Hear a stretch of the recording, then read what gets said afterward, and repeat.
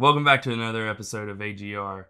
And this is the moment that none of you have been waiting for, but Mason's been waiting for forever because we're finally going to play Demon's Souls, and now I can get him to shut up. I finally got my wish.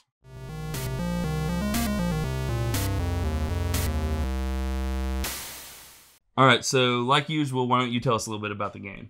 So Demon's Souls is the first Souls game ever, hence the name. This is the game that started it all. So their combat is in almost every action game nowadays. Everybody wants to copy it. It's practically inspired a genre, Soulsborne. There are a lot of copycat games. Exactly. Most of them suck, some are good, what have you.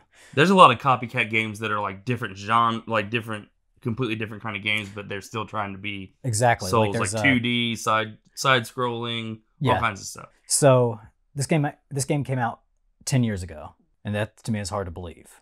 Yeah, it does. It feels like a really long time. Right. It's kind of funny how this game came out anyway, because it had a lot of development troubles. Really? Yes. Nobody believed in it. I don't remember hearing about it at all when it first came out. Well, I wasn't one of the people that jumped on the Souls train. Really? Yeah. I think there were 3 different producers before Miyazaki. And almost every single one jumped ship because they were like, this is just going to suck. Nobody's going to play this. Nobody's ever going to want this. They said the combat was weak, which, think about it. If you told somebody that nowadays, they'll look at you like a moron. Yeah, the combat's the reason that people play it. Exactly. And it just started losing money. Atlas thought, okay, you guys are spending way too much time on this. Just cancel it. Well, they didn't. Miyazaki stepped in and they were able to kind of make it move forward a bit. It came out in Japan originally. It flopped hard. Sony even dropped them because they didn't want to even touch it. Really? Yeah, so they had to go to Atlas in order for it to get published in America. And that's where it really got popular. Why do you think it got really popular? I think people got tired of easygoing games. And I think the hardness of it kind of led people to it. There were hard games out there. You had Tetris, Flappy Bird. Dear God. My God, you are way off. Flappy Bird never came out till 2014. Oh, well, okay. Old man. Losing time. This is why it's amateur game review. Continue. All right, so yeah, I think people were just tired of easy games. And because the combat is different, you know, when you play a game, it's inspired by Dark Souls. Or Demon's Souls in this case, because the combat is just unique. Yeah. And it's still pretty unique at the time because I feel like not a lot of games get it right. Yeah. And it's funny because everyone always says, oh, it's a Dark Souls clone, it's a Dark Souls clone. Why does no one ever say it's a Demon's Souls clone? Because I'd never played Demon's Souls until you made me for this review. And it's not like there's a huge difference between Demon's Souls and Dark Souls. I mean, it's the same. I don't know why they didn't just call it Demon's Souls 2 and continue from there. Is there a reason? Yeah, there is. Sony owns the rights to Demon's Souls. They own the copyright to Demon's Souls. Oh, okay. I didn't know that at all. I didn't know. Yeah. I was wondering why it was like a different name because it's the same game. That makes sense to me though, the name change thing, because I've always been a little bit confused because just the name being different kind of makes it an outlier for some reason. No one ever talks about it. No one ever except for hardcore fans. You always hear hardcore fans like, "Oh, Demon's Souls is so great," and "Oh, Demon's Souls needs a remaster," which we'll get to, but it definitely does. Whether or not this game is good or not doesn't matter. It does need a remaster horribly. But yeah, it kind of just the name makes it an outlier for some reason. It really does. But I think you're right about the people wanting a challenge, and it definitely was a challenge. And even to this day, going back, I thought, well, I've played Dark Souls 1, 2, 3, Bloodborne, all that. Right. Sekiro, which kicked my butt. I was like, Demon's Souls isn't going to give me a problem. It did. It kicked my butt just like all the rest of them. I mean, you get used to it and you start getting better and stuff. But the main thing for me with all of the Souls games and Bloodborne and stuff is the atmosphere. And this game had that. I thought. Not quite as good as its successors, but it was still there.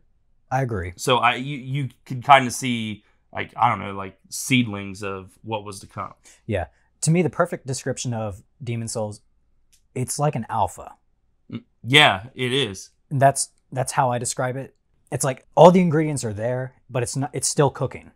Yeah. It's just not done. And that's actually a really, really good analogy, metaphor. I don't know. I didn't do good in English anyway. whatever that is that's a good point, because that brings me to say this game has a lot of problems. Right. I was expecting, like, because I love the Dark Souls game, I was expecting to absolutely love this game, and I do like this game, but it has a lot of problems. I want to start off with the technical problems. Oh, go ahead. I had a hard time reviewing this game. My PS3 works fine, okay? So I know it's not the PS3, but this game has some serious bugs and glitches. And for me, input lag. Yeah. It took me so long to get used to that. Well, were you playing a downloaded copy? No, physical. You were playing physical? Yeah. I was playing physical also, and I didn't really have very much input lag. It didn't feel like. Man, that's weird. Now, I had my own host of technical difficulties, but most of those were PlayStation related and less Demon Souls related. Well, maybe there is something wrong with my PlayStation. It is so hard to capture PlayStation 3 gameplay. Really? Yeah, they make it almost impossible. You have to buy a slew of freaking workarounds to like run the HDMI cables through and stuff. And even after you do that, the sound and stuff doesn't want to work. It took me literally like a week because I had to keep buying parts to get shipped here, like different stuff, just to get gameplay for this stupid game. And it's weird. So you guys better appreciate this, all 21 of you who watch this. Along with the technical difficulties is, like, another problem with the game is due to its age. It had an online feature that I don't know if it determined, like, I don't know if there were different endings. Were there? I don't believe so. But certain NPCs would react to you, and then also the multiplayer thing, like whether or not you could get people to help you or be against you when they come in, were determined by your actions. All that's gone. It has no online function at all. And it's really stupid because every time you boot up the game, it's like it'll start trying to find the online features. It'll take like 10 seconds and then be like, online features are no longer active or whatever. And it's kind of sad because I believe there's weapons that you can only receive if you're in the light or in the dark. Yeah, you can't do any of that. Gone. Yeah, the whole light side, dark side aspect of the game is gone. It's like a whole feature just completely gone. Kind of takes away from the game, I feel. No, it definitely does. It's a part of the game that was meant to be in there that they've taken out. But you know what? I just want to stay on some of the bad things. There's a lot of good things to this game, but I want to get the bad things out of the way. Yeah, go for it. Quality of life. There are a lot of quality of life issues. Oh, God, yes. Item management is terrible. It takes you at least a good 10 minutes just to find that one item. Yeah, it's horrible. Let's say you want to use souls like that you've found. Like, and I've got 10 of these souls that give me 1,000 XP, we'll call it. You gather souls, and it's both your XP and your currency. Yeah. But you can find items and turn those items into souls. So, like, let's say I have 10 of the same exact item. I want to turn them all into souls. I can't just go click, roll up to 10, hit the button, all 10 of them do it. I have to I have to pause it, go into my items, find the item, click convert. Then it takes me back out of the menu. I have to pause it again, go back in, do the same thing all 10 times. And that is a problem big time. It's a pain. Because it's not like it's like, oh, okay, well, yeah, you have 10 items. That happens all the time. Right. It happens all the time. And then healing items are just as bad. Yes. Because there's like 30 different versions of healing items. The whole item management and inventory and equipment, all of that is kind of just... It's kind of like what we said. It's the seeds are there.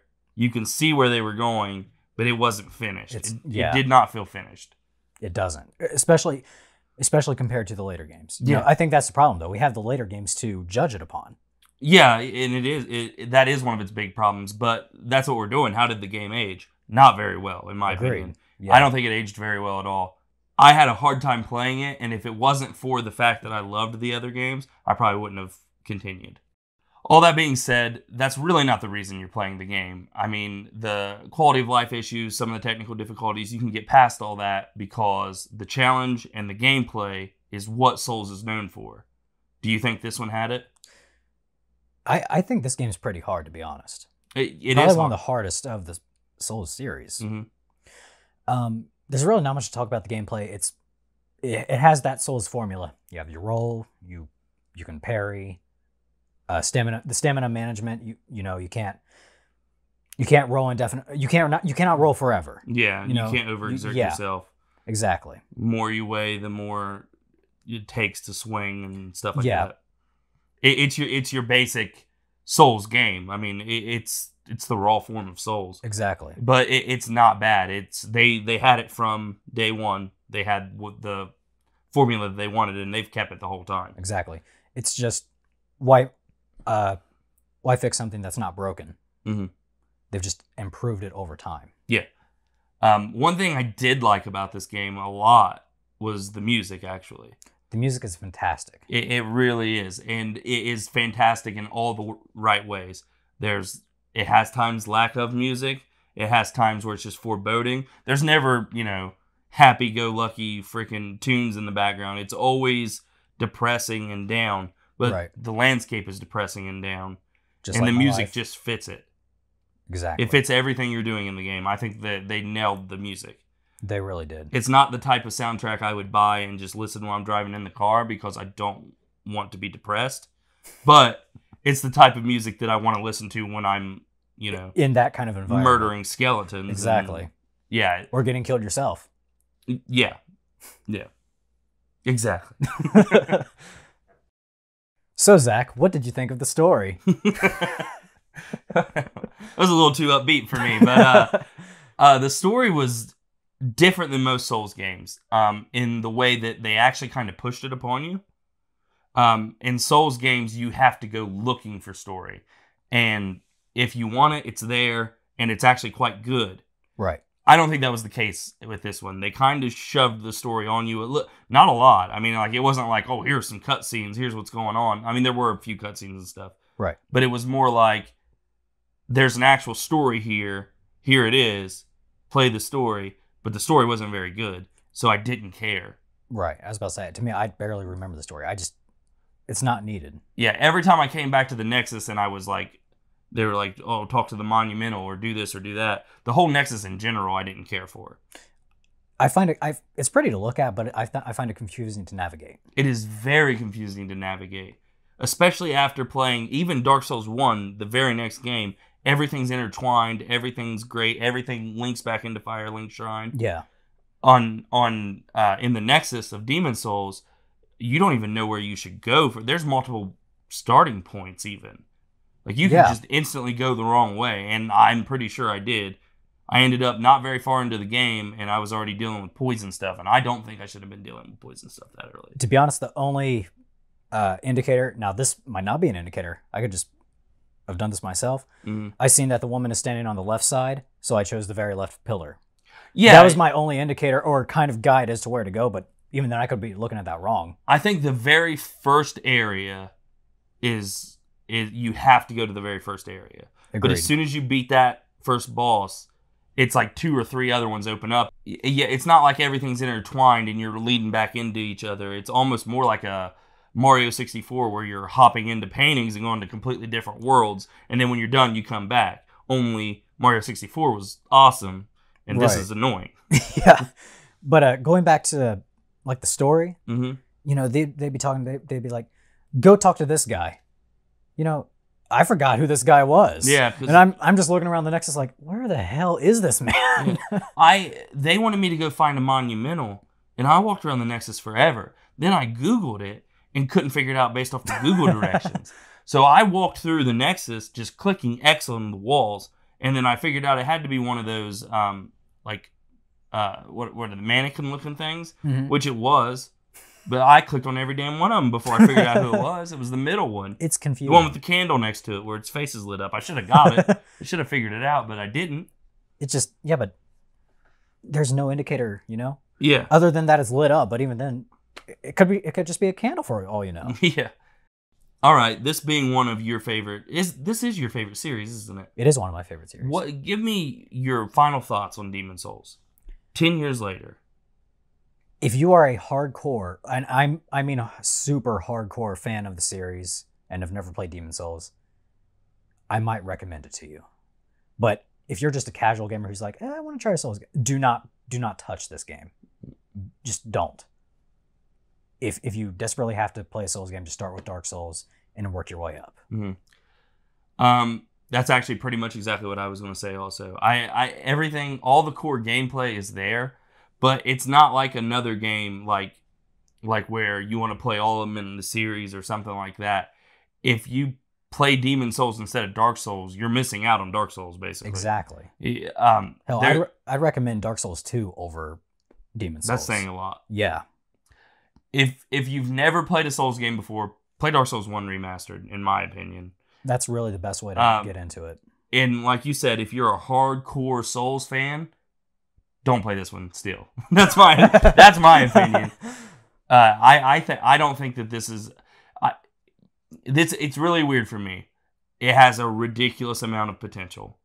But it's not there. If this gets a remaster, buy it day one. But until then, don't play this game. There's no point. I don't recommend this at all. There's a lot of rumors right now that Blue Point Games, the people that did the Shadow of Colossus remaster, is remaking this game. If they gave it the Shadow of Colossus treatment, this game will be great. And I hope to God that's what they're doing. If it's just a resolution bump and a frame rate bump, just don't play it still. No, there needs to be a lot of, especially quality of life stuff. Exactly. And a lot of attention to detail as far as latency and everything. Exactly. The game needs a lot of work. I don't recommend it at all. If they ever do a remaster, I would highly recommend that. Thanks for tuning in to another episode of Amateur Game Review. Leave a like, leave a comment. In the description, we'll have our Twitch, maybe our Mixer, our Twitter. If you want to follow us, give us a follow. And if you don't mind, I got to go and wax Zach's bald head. I guess on that, we're signing out.